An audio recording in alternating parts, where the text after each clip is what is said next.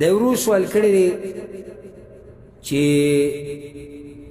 ما یو قسم خوړلی او بیا مې مات کو نو کفاره مې ورکړه لسو مسکینانو له مې خوراک ورکو خوراک مې څه ورکو ډوډۍ وه هګۍ وي او پۍ وي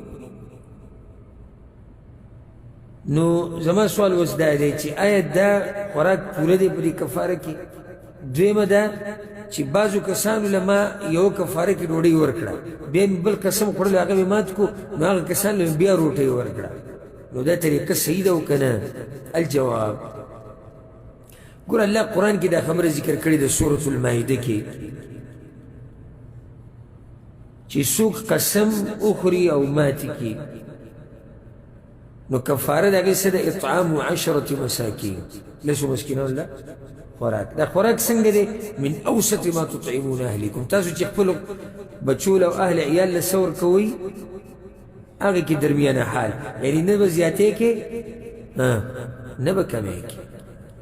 د علماو په منځ کې اختلاف دی چې دا خوراک څومره دی د بعضو علماو دا قول ده هم دا راجح قول دی وی شریعت په دې کې مقدار نه دی ښوولی بلکې الله ویلي من اوسط ما تطعمون منځنی خوراک نو منځنی خوراک خو د هر چا بدل دی که نه یو شان دی د هر چا بدل دی ښه نو څه به کې ویو که دا چې کومه روټۍ تا ته مناسب ښکاري چې دا منځنی خوراک ته یو کس پې مړېږي ته پروله یو کس او دا راجح قول دی مضبوط قول دا دی بعض علما وایي نه دې کې به ته نیم ساع رالی لکه څه د پاسه کیلو علاقې چې کوم خوراک دی لکه وریجې شوې کجورې شوې وسکې شوې دا به رالی دا به ورکوي خو مضبوطه خبره دا ښکاري والعلم عند الله چې خوراک ورکول مقصد دی منځنی خوراک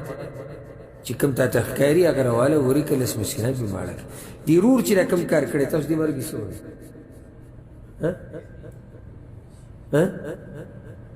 ډوډۍ او د هغې سره هګۍ او پۍ درمیانه خوراک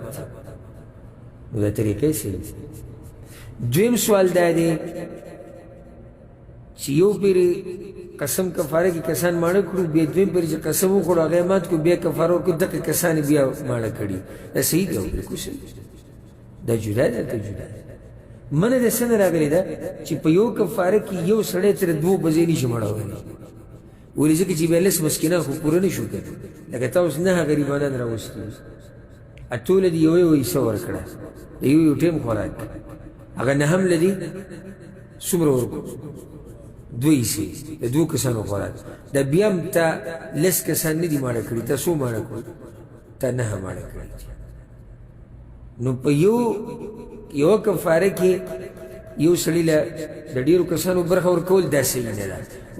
جدا جدا ورکوي یعنې په بله کفاره کې هېڅ خبره نه هغه دویمه مسله ده جدا مسله دې سره څه تعلق نشتی والله اعلم